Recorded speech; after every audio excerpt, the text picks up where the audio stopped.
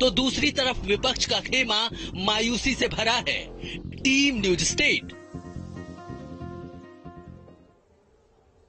UP के नतीजे आने के साथ ही अब नई सरकार की गठन की तैयारियां हो चुकी हैं। इस बीच योगी आदित्यनाथ ने अपना औपचारिक इस्तीफा राज्यपाल आनंदीबेन पटेल को सौंपा।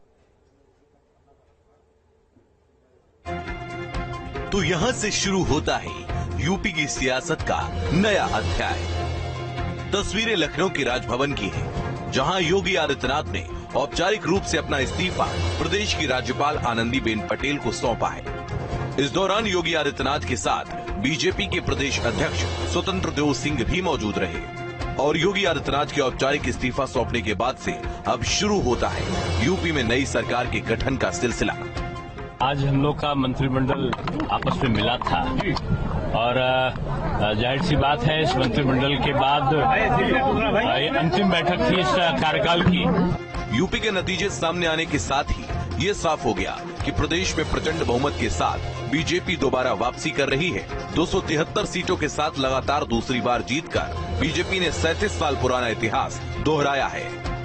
अपने इस्तीफे से पहले योगी आदित्यनाथ ने अपने कैबिनेट के साथ आखिरी बैठक की और बैठक के बाद इस्तीफा देने का फैसला लिया गया। अब सूत्रों का ये भी कहना है कि नई सरकार का गठन होली से पहले किया जा सकता है। Team news state.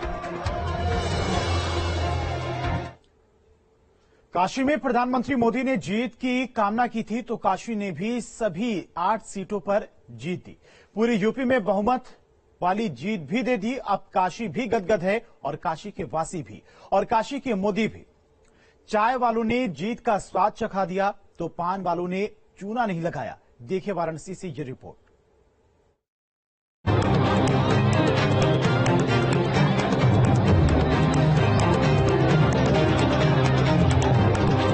काशी में पीएम मोदी ने सिर्फ काशी की 8 सीटें ही नहीं मांगी थी, बल्कि पूरे यूपी में बहुमत बनाने वाली जीत मांगी थी।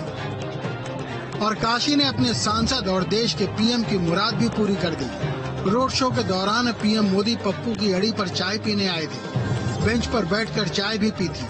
उनकी यही अदा तो लोगों को भा गई। अब दुकानदार मनोज फरमाते हैं कि उनकी चाय काम कर गई। मोदी का मैजिक काम कर गया। यही प्रधानमंत्री की खासियत है कि हर एक खास चीज को वो आम के लिए उपलब्ध करा देते हैं, आम नागरिक तक ले आते हैं। मनोज जी, आपने तो चाय पिलाई थी प्रधानमंत्री को, क्या लगता है वो चाय काम कर गई? वो चाय काम कर गई, वो मोदी जी को वो जादू काम कर गई। काशी में 8 का 8 सीट बोले थे, 8 सीट हमने निकाल ली, जीत गई। तो क्या लगता है कि मोदी जी का रोड शो, चाय पीना, पान खाना सब जनता के दिल में उतर गया? दिल में तो उतर गया। काशी को वो अपने हाथ में ले लिया। काशी को इस तरीके से चाय उन्होंने जिसे आम जनता लोग पीते हैं, इस तरीके से वो आके यहाँ ब्रेंच पे बैठ के चाय मेरे साथ पिए। उनको चाय अच्छी लगी और बोले एक चाय मनोज हमको और दो, तो वो एक चाय और पिए, फिर बाहर पिए। ये हमारे लिए बहुत खुशखबरी की बात है। ऐसा हमको लगा कि हम किसको भगवान को जैसे चाय पिला दिए। मनोज तो मान चुके हैं कि उन्होंने मोदी को नहीं, भगवान को चाय पिलाई थी। मोदी काशी को अपना चुके हैं तो काशी ने भी पीएम को अपना मान लिया। ये बाबा विश्वनाथ की कृपा है और उनकी नगरी है जो सदैव प्रधानमंत्री मोदी जी के ऊपर बनी रहेगी।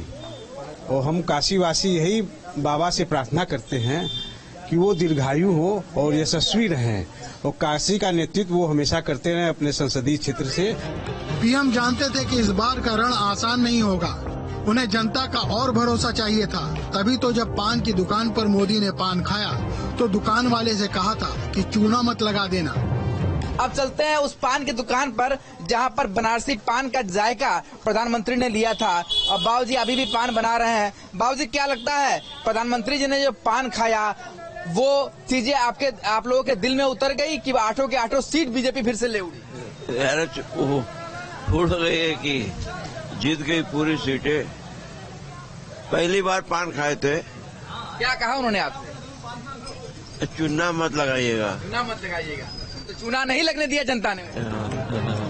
काशी ने पीएम की बात रखी, उन्हें चूना नहीं लगाया, बल्कि 8 की 8 सीटें देकर उनका मुंह जीत के स्वाद से भर दिया।